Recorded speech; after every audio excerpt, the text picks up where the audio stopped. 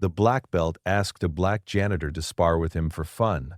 What happened next silenced the entire martial arts gym. "Hey, you there, cleaning? How about a quick demonstration?" shouted Brandon Cole from the center of the mat, his black belt gleaming under the gym's fluorescent lights. "I bet you've never seen a real fight in your life, right?" Marcus Hale stopped mopping the floor and slowly looked up. At 42, he had been working as a janitor at that gym for only 3 weeks, always arriving after hours when the students had already left. But on that Thursday night, the advanced classes training had gone past the usual time. "I don't want to bother you, Sensei," Marcus replied calmly, returning to scrubbing a stubborn stain on the floor. "Just finishing up here so you can get back to it." Brandon let out a loud theatrical laugh that echoed through the gym. Everyone look at this. The guy's afraid to even step on the mat. The 8 students present laughed nervously, some clearly uncomfortable with the situation. What Brandon didn't know was that Marcus had spent the last 20 years trying to completely forget who he really was. 20 years since he left the ring after an accident that changed his life forever. 20 years keeping a secret that not even his teenage daughter knew about. "Come on, man," Brandon continued, approaching him with that arrogant smile he used to intimidate beginners. "Just a little demonstration. I bet you don't even know how to do a basic guard. How about showing my students the difference between someone who trains and someone who just cleans?" Marcus felt that familiar sensation in his chest, like a dormant muscle being awakened after years of inactivity. His eyes met Brandon's briefly, and for a split second, something passed between them that made the instructor take an involuntary step back. "Just an educational demonstration," Brandon insisted, now trying to hide the sudden uncertainty in his voice. "Nothing too serious. Just to show the beginners why it's important to respect the martial art." Marcus set the bucket on the floor and stood up slowly. His movements had a fluidity that was strange for someone who had supposedly never stepped on a tatami mat before. Around the gym, the students stopped training. "All right," Marcus said finally, his voice calm like the surface of a lake before a storm. "But when we're done, you're going to apologize to all of them for turning the mat into a circus." Brandon laughed, but this time the sound was a little forced. "Apologize? Man, you're going to be the one apologizing to the floor when you meet it." What none of those people knew was that Marcus Hale had once been Marcus Iron Tempest. Hale, 5-time world mixed martial arts champion. He had retired at the height of his career after an accident that cost the life of his best friend and training partner. Since then, he had sworn never to fight again, but some promises are made to be broken when dignity is at stake. If you're enjoying this story of overcoming adversity and justice, don't forget to subscribe to the channel to find out how a simple moment of prejudice would turn into the most humiliating lesson of Brandon Cole's life. Brandon adjusted his black belt with a theatrical gesture, clearly savoring every second of attention. "Everyone, gather around. You're about to see a practical demonstration of why there is a hierarchy in the world of martial arts." Marcus watched as the 8 students formed a semicircle around the mat. Some seemed eager for the demonstration, others visibly uncomfortable. A young Asian woman with her hair tied back muttered something to her classmate next to her, who just shook his head in disapproval. "Look, everyone," Brandon continued, gesturing dramatically. "Here we have a perfect example of someone who never understood that there are appropriate places for certain types of people. Elite gyms are not for, well, you know." Marcus felt that familiar twinge in his chest, the same one he had felt 20 years ago when he heard similar comments about fighters who didn't look like champions. The difference was that now, at 42, he had learned to turn anger into fuel for something much more powerful than punches. "Sensei Brandon," the young Asian woman interrupted timidly. "Maybe we can continue our normal training. It's getting late and, Emily Park, are you questioning my teaching methodology?" Brandon cut her off sharply. "Sit down and watch. You'll learn more in the next 5 minutes than in a month of conventional training." Marcus noticed how Brandon used the girl's full name, a clear demonstration of authority. He also recognized the look of fear in her eyes, the same look he had seen in the mirror 2 decades ago when he woke up in a panic remembering the accident that took the life of Miguel Alvarez. His best friend and training partner, Tony, had died because of him. It was that simple. A series of punches that Marcus had thrown with excessive force during sparring. Tony fell, hit his head on the floor in a strange way, and never woke up. The investigation concluded that it was an accident, but Marcus knew the truth.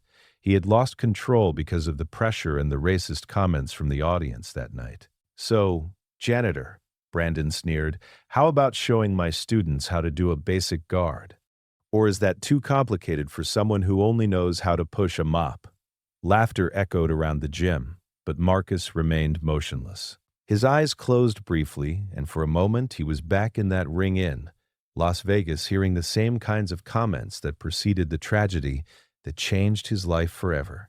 "What's the matter? Are you scared?" Brandon insisted, now circling Marcus like a predator. "Or are you just going to stand there like a lamppost, like you do with the squeegee all day?" That was when Brandon made his first fatal mistake. He pushed Marcus lightly on the shoulder, a seemingly harmless touch, but one that carried all the arrogance of someone who had never faced real consequences for his actions. Marcus absorbed the push without moving an inch. His feet remained planted on the ground like oak roots, and Brandon felt as if he had tried to push a concrete wall. The instructor's arrogant smile faltered for a split second. "Interesting," Marcus muttered, more to himself than to Brandon. "It's been a while since someone tried to provoke me like that." There was something in Marcus's voice that changed the atmosphere. It wasn't threat or anger. It was the frightening calm of someone who had walked through much darker valleys and emerged, transformed. Brandon, unable to interpret the danger signals, doubled down. "Did you hear that, guys? He thinks it's interesting. How about we show him the difference between thinking and knowing?" What Brandon didn't realize was that every humiliating word and gesture was awakening something in Marcus that had been dormant for 2 decades. Not anger or a thirst for revenge, but something far more dangerous, the crystal-clear memory of who he really was when he stopped hiding. Emily. Park watched the scene with growing disgust. Comfort. There was something about the way the janitor breathed, the way his muscles tensed almost imperceptibly, that reminded her of the documentaries about large predators she watched on the Discovery Channel. The calm before the attack. "Last chance, buddy," Brandon announced, now clearly irritated by Marcus's lack of response. "Either you accept the demonstration like a man, or I call security to escort you out. And guess what? You lose your job too." Marcus opened his eyes slowly. When his gaze met Brandon's, the instructor felt a chill run down his spine, as if he had just awakened a dragon he thought was a harmless lizard. "All right," Marcus said finally, his voice low but laden with an authority that made everyone present fall silent instantly. "But when we're done, I want you to explain to your students why you turned a place of learning into a circus of humiliation." Brandon laughed, but this time the sound was nervous. "Explain. Man, you're going to have a lot of explaining to do when you're on the floor." What neither of them knew was that Marcus had spent the last 20 years not only running from his past, but perfecting an emotional control that had transformed his former destructive rage into something much more refined and devastatingly effective. Each new humiliation only fueled a silent strength within him, a cold determination that his former opponents knew well, but that Brandon was about to discover in the worst possible way. Derek adjusted his posture, clearly pleased with the respectful silence that had fallen over the gym. His 8 students formed a perfect circle around the mat, some eager for the demonstration, others visibly uncomfortable with the situation unfolding before them. "Everyone, you are about to witness a lesson worth more than 6 months of training," Brandon announced theatrically, extending his arms like a showman. The difference between those who dedicate their lives to martial arts and those who just, well, clean the floor where real fighters walk. Marcus stood motionless in the center of the mat, but something had changed in his breathing. His eyes closed briefly, and for a moment he was no longer in that gym in Denver.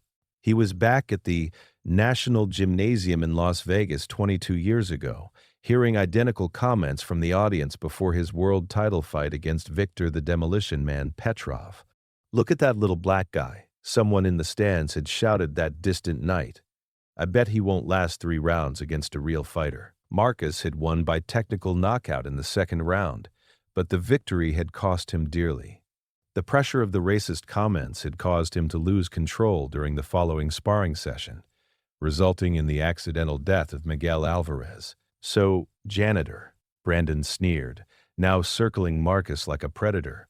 How about showing my students how not to do a basic guard? Or is that too complicated for someone who only knows how to push a mop? That's when Emily Park couldn't stay silent any longer. The 22-year-old purple belt in jiu-jitsu and master student in sports psychology had spent the last 2 years documenting cases of discrimination in sports for her thesis. What she was witnessing was valuable academic material, but also deeply disturbing. Sensei Brandon, she interrupted firmly, can I ask you a question?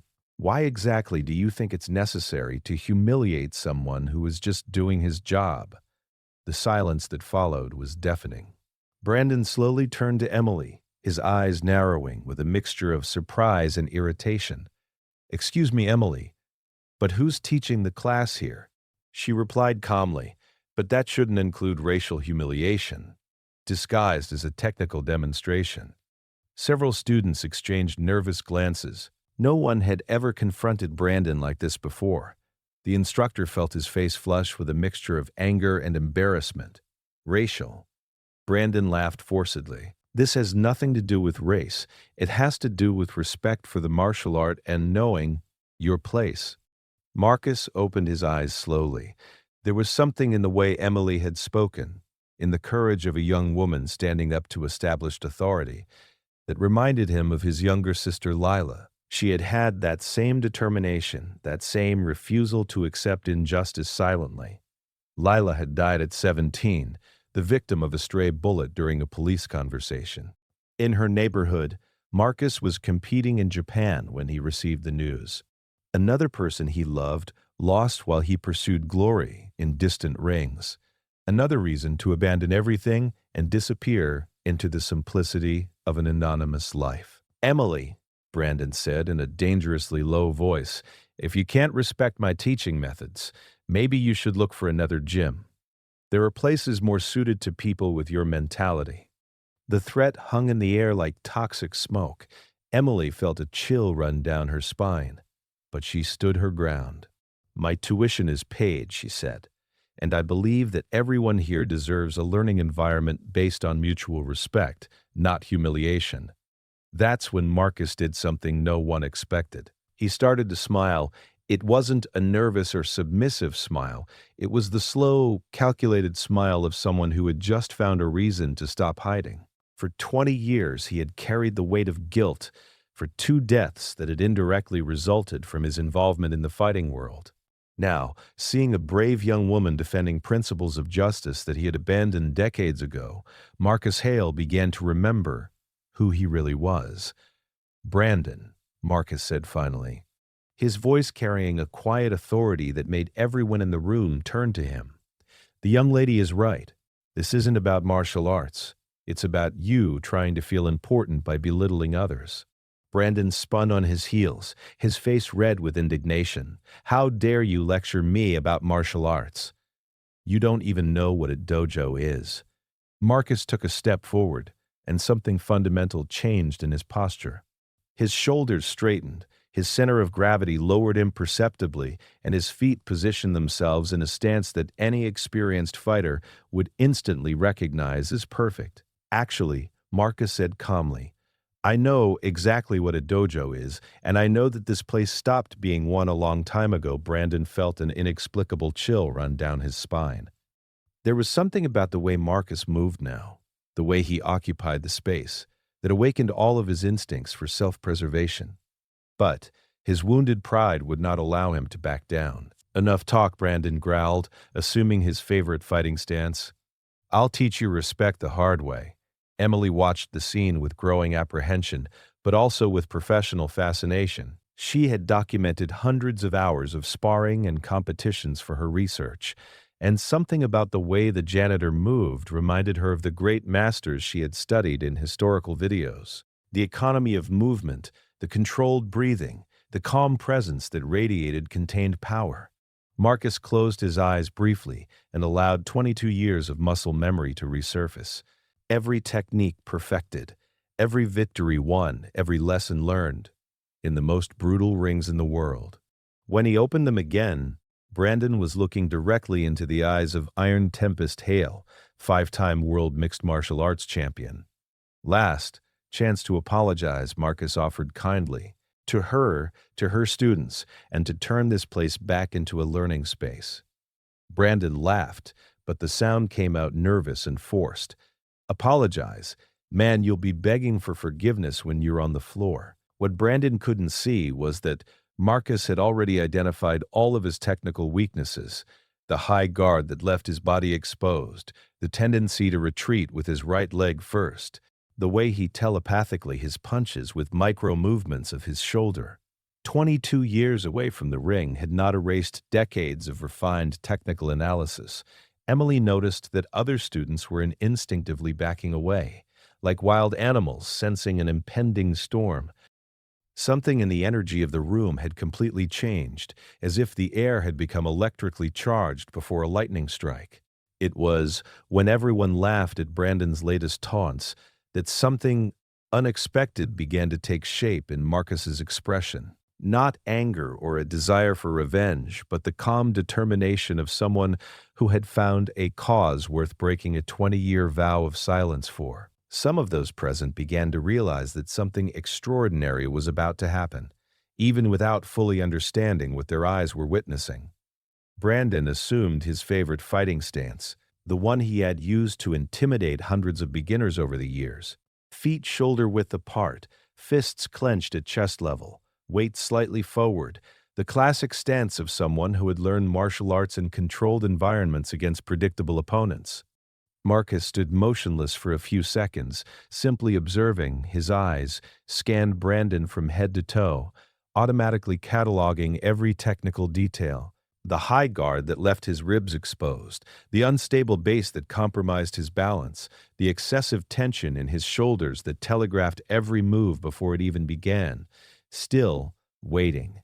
Brandon sneered, hopping slightly on his feet. Or are you just going to stand there like a lamppost? That's when Marcus did something no one expected.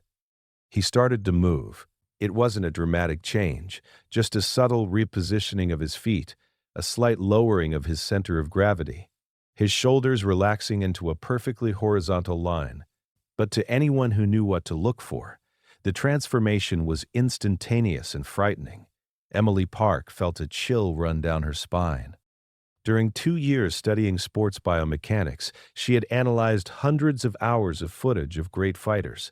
What she had just witnessed was the transition from an ordinary man to a born predator, a change as subtle as it was devastating.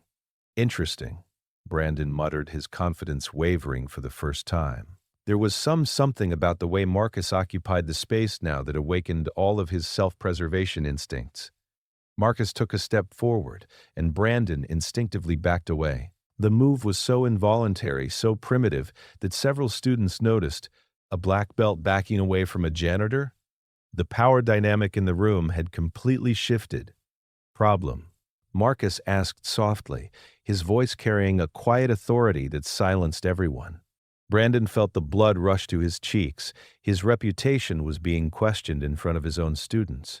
He couldn't back down now, even though every fiber of his being was screaming at him to stop and apologize. "No problem," Brandon replied, forcing a smile. "Just admiring your posture. Did someone teach you that on YouTube?" The joke fell flat. No one laughed. The tension in the room had become almost palpable. "Actually," Marcus said calmly, "I learned it at a place called the Las Vegas National Gym. Maybe you've heard of it." Brendan frowned. The name sounded familiar, but he couldn't place the reference. Las Vegas? What kind of weekend boot camp did you do there? Emily Park discreetly pulled her phone out of her pocket and quickly typed, "Las Vegas National Gym Martial Arts." What she found made her blood run cold. This wasn't just any prep course.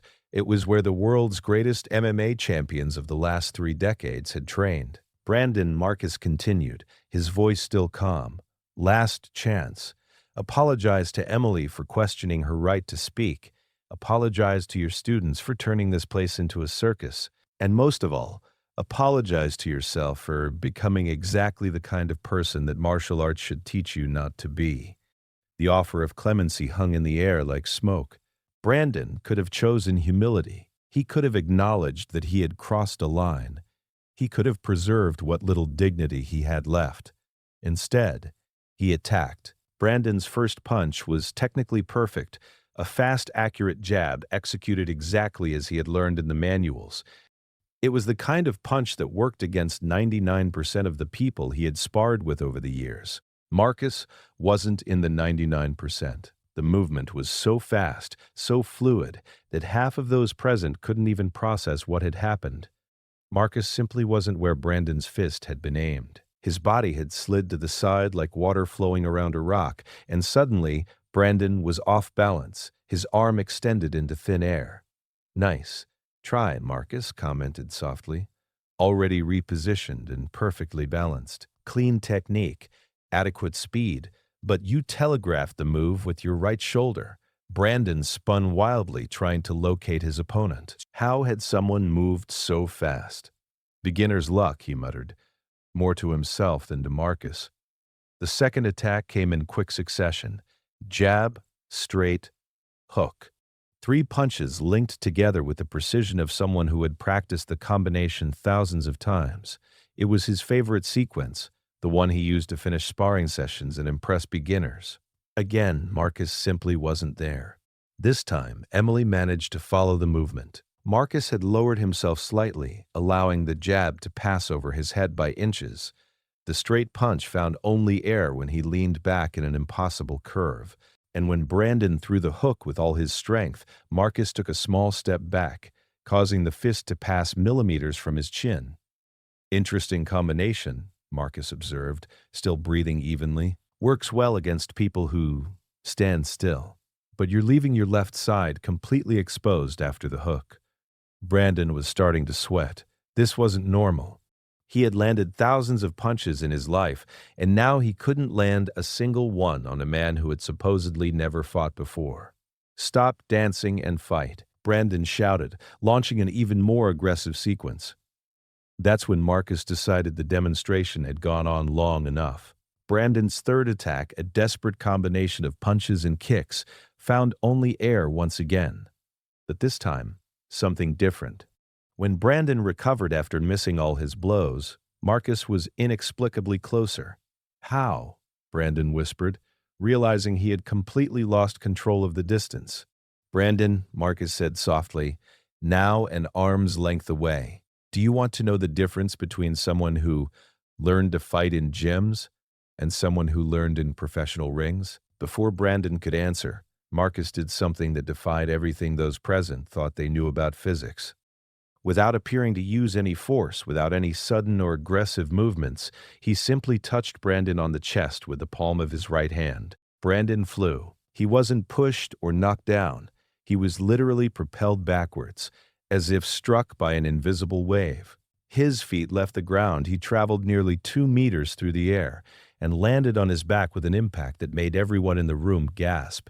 The silence that followed was absolute. Brandon lay on the floor for a few seconds, staring at the ceiling, trying to process what had happened. There was no pain, just the irresistible force of someone operating on a level completely different from anything he had ever known. "That," Brandon muttered, trying to get up, "that's impossible." Emily Park had stopped breathing. In 2 years of studying martial arts, she had never witnessed such a controlled and devastating display of power. There was no brutality, no anger, just the clinical application of a technique she had only seen in legends. "Actually," Marcus said calmly, reaching out to help Brandon to his feet, "it's quite simple once you understand leverage, timing, and energy transfer, principles I've learned over a 22-year professional career." Brandon ignored the outstretched hand and stood up on his own, his legs still shaking. 22 years. Professional career in what?" Emily answered, her voice almost a whisper. "You don't understand who he is, do you?" Everyone turned to her, who was still holding her cell phone with the results of her search. On the screen, dozens of articles, photos, and videos confirmed what her instincts had already realized. Marcus Hale, she read aloud, also known as Silent Storm. Five-time world mixed martial arts champion, considered one of the best technical fighters in history, retired undefeated after a 22-year career following an accident that resulted in the death of his training partner. The impact of the words hit the room like a bomb. Brandon felt his face go pale as reality set in. He had challenged a living martial arts legend. He had publicly humiliated someone who could have knocked him out with a casual move. Five-time world champion. Brandon stammered, all his arrogance evaporating instantly. Marcus nodded silently. I retired at 29. Since then, I've been working whatever jobs I can find. Cleaning, maintenance, simple jobs, simple life. No spotlight, no cameras, no need to prove anything to anyone. The transformation in Brandon was instantaneous and painful to watch. The arrogant man was gone, replaced by someone who finally understood the magnitude of his ignorance. I didn't know, Brandon whispered. If I had known, if you had known, would you have treated me with respect? Marcus interrupted gently. But would you still have humiliated some other janitor? Another worker who had no credentials to defend himself? The question cut deeper than any physical blow. Brandon realized that Marcus had put his finger on the root of his real problem. Not ignorance about his credentials, but the fundamental arrogance that made him believe he could humiliate people based on their professions. Emily stepped forward, her voice firm. Sensei Brandon, for 2 years but what I witnessed today was not teaching, it was bullying disguised as instruction. Other students began to murmur in agreement. The revelation about Marcus had completely changed everyone's perspective on what they had witnessed. Marcus, Brandon said finally, his voice laden with a humility no one there had ever heard before. I sincerely apologize. To you, to Emily, to everyone here, I have no excuse for my behavior. Marcus nodded, accepting the apology with the same grace with which he had mastered the physical confrontation. Appreciated, Brandon. But apologies are only the first step. The question is, what are you going to do differently from now on? Brandon looked around the room, seeing his students with new eyes. Some seemed disappointed in his behavior, others clearly reevaluating everything they thought they knew about respect and hierarchy. I'll change, Brandon promised. It'll take time, but I'll change. That's when Emily asked a question that surprised everyone. Mr. Hale, would you consider teaching again? Because I think we could all learn a lot more from someone who understands that true strength comes with responsibility. Marcus smiled, the first genuine smile anyone had seen from him that night. Maybe, but not to teach fighting techniques, to teach something much more important, that respect isn't earned with belts or titles, but with character. As Brandon fully absorbed the most humiliating lesson of his life, one question hung in the air. Would one night of humility be enough to transform decades of arrogance, or would an even deeper change be necessary for true justice to be served? 3 months later, the gym had been completely transformed. Marcus Hale was no longer just the janitor. Emily Park had convinced the gym owner to hire him as an instructor, specializing in advanced techniques and martial arts philosophy. Brandon Cole lost half of his students in the first week after the incident. The video Emily had discreetly recorded spread across social media, showing a black belt being humiliated by a mere janitor. His reputation in the martial arts community was ruined. Sensei Marcus, Emily said after a class on respect and humility, thank you for teaching me that true strength doesn't need to be displayed, to be recognized. Marcus smiled, organizing the equipment. The best lesson I can teach is simple. Never judge someone by their profession or appearance. Everyone carries stories that can surprise us. Brandon continued teaching at a smaller gym, but now with a humility forced by public shame. He had learned the hard way that arrogance comes at a price. Sometimes justice comes quietly, like a storm that transforms everything without making a sound. Marcus proved that true revenge is not destroying your opponent, but showing that greatness comes from character. not titles. If this story touched you, subscribe to the channel to discover more stories about how extraordinary people turn humiliation into triumph.